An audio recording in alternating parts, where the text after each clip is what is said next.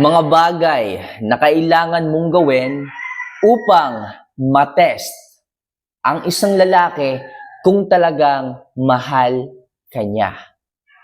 Mga kabamay, excited na topic to.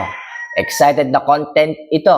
Gawin mo tong mga bagay na to para magkaalaman na kung ang isang lalaking kasama mo ngayon ay totoo kanyang mahal.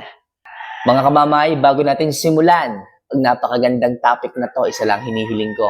If ever na nagugustuhan mo yung mga topic, yung mga videos na ginagawa ko, kahit baguhan ka pa lang, don't forget to click the subscribe button, wala naman pong bayad dyan, at i-like yung video ito. Kung magko-comment ka, mas maganda. So kung nagawa mo ng mga bagay na yan, maraming salamat. At simulan na natin ang topic ngayong araw na to.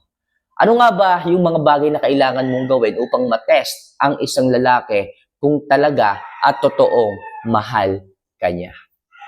So, number 1, obserbahan ang mga effort niya at hindi yung mga salita.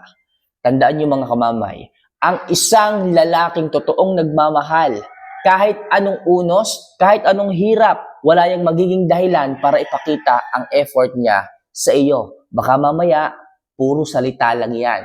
Baka mamaya, puro matatamis na salita lang yan. Kamamay, ano ibig mong sabihin? Ang ibig kong sabihin dito, baka puro promise lang yan. Lagi niyang sinasabi sa iyo, babe, nag-iipon na ako para next year makapagpakasal na tayo. Pero anong nangyari? Inabot na kayo ng 5 taon simula nung sinabi niya, wala pa rin nangyayari. Anong ginagawa niya? Puro dahilan. Babe, hindi ako makapag-ipon, ang dami palang kagastusan sa bahay. Babe, hindi ako makapag-ipon gaya nung sinabi ko sa iyo dahil mas inuna ko pa yung ganito. Kapag puro salita lang ang isang lalaki at wala siya sa gawa, wala siya sa effort, hindi mo siya nakikitaan ng effort, malamang sa malamang, baka hindi siya sigurado sa iyo. Baka mamaya, kasama mo lang siya sa sarap. Okay? Baka mamaya, bigla ka na lang niyang iwan pagdating ng araw. Pagka ganyan mga kamamay, hindi mo makitaan ng isang effort o hindi consistent yung effort na ginagawa niya sa iyo, malamang sa malamang, hindi ka niya masyadong mahal. And anytime, pwede kanyang iwan at ipagpalit pag may nakita siyang masihigit pa sa iyo. Kaya mga kamamay, kailangan makita mo yung mga bagay na ganyan. Hindi siya puro salita, hindi siya puro pangako. Kailangan tinutupad, may effort. Diba? Pag may sinabi siya, tinutupad, may isang salita. Kailangan ganyan ang lalaki mo. Kailangan ganyan ang partner mo. Alright? Kaya matetes mo ang isang lalaki, kung siya ay karapat-dapat para sa iyo, kung makikita mo ang mga effort niya at hindi lang puro salita. So number 2, kapag hindi ka niya iniiwan in good or bad times, yan. May mga lalaki pong ganito Kasama mo lang siya kapag ka may pera ka. Kasama mo lang siya kapag ka may nahihita pa siya sa iyo. Pero bakit nung nagkasakit ka? Nagkaroon ka ng malubhang sakit, bigla na lang siyang hindi dumadalaw sa inyo. Bigla na lang siyang puro dahilan. Kaya siya ganito, kaya siya ganyan. Kaya siya kailangan niyang manatili muna sa bahay, hindi kanya mapupuntahan para alagaan dahil mas kailangan siya ng pamilya niya. Kapag kaganyan mga kamamay, kasama mo lang yun sa sarap at hindi sa hirap. Hindi po yun hindi po yun katangian ng isang lalaking seryoso sa iyo. Yung tipong pababayaan ka na niya kapag ka nagkanda-leche-leche na, kapag ka pinapabayaan ka na niya, kapag ka nabulilyaso na ang lahat, kapag ka ganyan mga kamamay, mag-isip-isip ka. Mag-isip-isip ka kasi ang isang lalaking ganyan na lumalayo sa iyo kapag ka puro problema na lang ang dumadating sa isang relasyon, baka mamaya hindi matibay ang pundasyon ng pagmamahal niya pagdating sa iyo. Kaya magandang gawin yan mga kamamay. Yung i-monitor po ninyo yung atensyon ng isang lalaki kung kaya kanya bang samahan sa ginhawa at sa hirap, pagka ganon, pasado yon. Pero kung hindi, mag-isip ka. So next, minsan o paminsan-minsan lang magpanggap kang may sakit. Yes mga kamamay, tingnan natin ang reaksyon. Kung ano magiging feedback niyan sa iyo, sabihin mo, babe, pasensya ka na, hindi ako makapag-chat sa iyo kasi masama talaga yung pakiramdam ko. Tinatrangkaso yata ako. Ang isang lalaki kapag narinig niyang ganyan, sibat yan sa inyo. Sibat yan sa boarding house mo. Para Para asikasuhin. Para ipagluto. Para ibili ng gamot. Para paalalahanan ka na nandyan lang siya para sa iyo. Ang isang lalaking ganyan, sigurado, walang pag-aalinlangan. Yung iba dyan, sabi mo nang may sakit. May sakit ka ba? Pagaling ka ha? Pagaling ka, hindi mo na kita kukulitin. Hindi mo na ako magpaparamdam para sa ganun makapagpahinga ka ng maayos. Mga girls, alam niyo na, pagka ganyan. Okay? Tingnan niyo kaagad ang reaksyon ng isang lalaki kapag ka sinabi mo na may sakit ka. Sapagkat ang totoong nagmamahal, may concern, may pagmamahal, may pag-aalaga. Okay? At talagang susugudin niya kahit na anong unos, mapuntahan ka lang, masigurado ka lang na okay. Pero kung kabaliktaran niyan, ang mga sinabi niya, minura ka pa, pinagsabihan ka pa ng masasakit na salita, baka hindi pag-ibig yan. Baka bagsak sa test yan. Alright? Kaya paminsan-minsan magpanggap ka na may sakit. So next, magpanggap ka na buntis. Ito ang talagang makakapagbigay ng konklusyon kung talagang mahal ka ng isang lalaki. Sabihin mo sa kanya na buntis ka. Titigil ang mundo, titigil ang lahat. Pagdating sa isang lalaki, tandaan nyo maging mapanuri kayo dito. Dalawa lang ang possible na magiging reaksyon ng isang lalaki dyan. It's either magiging masaya, sobrang saya, at sobrang takot. Okay? Pag naging masaya, tumalon sa tuwa ang isang lalaki.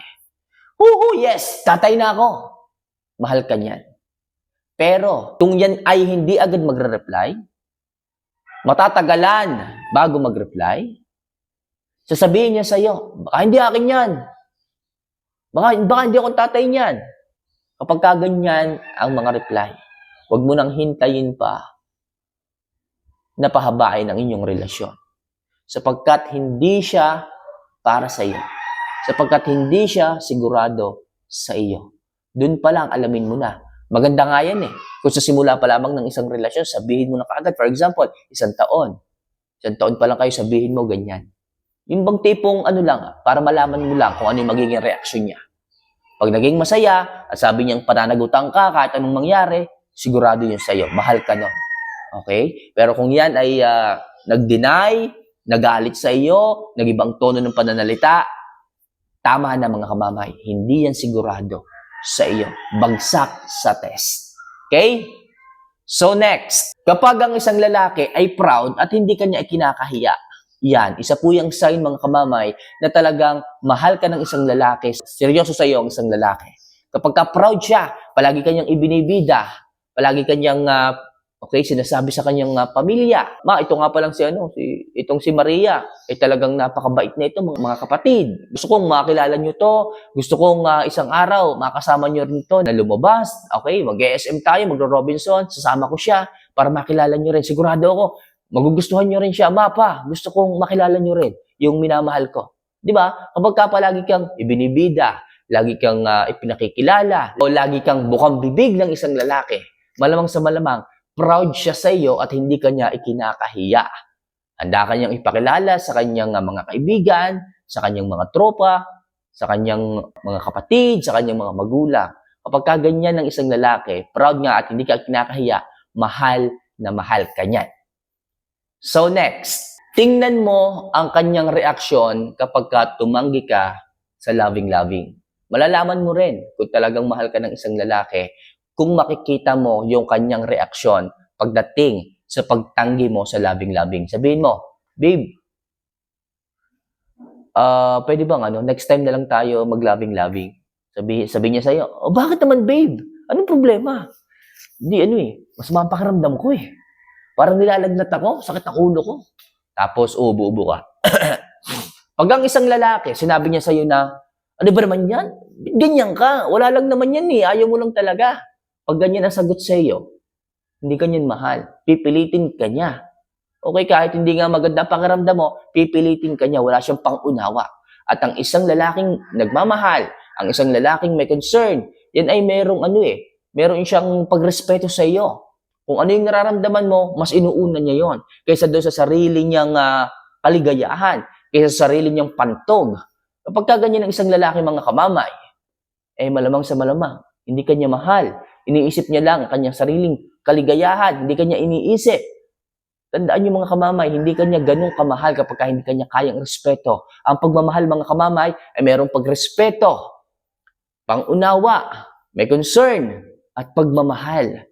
Kaya mga kamamay, kung meron ka mang nararamdamang hindi maganda sa sarili mo at hindi mo kaya makipaglabing-labing, sabihin mo na hindi ka okay at pag naunawaan niya yon, doon pa lang siya papasa sa test. Tandaan niyo yun mga kamamay.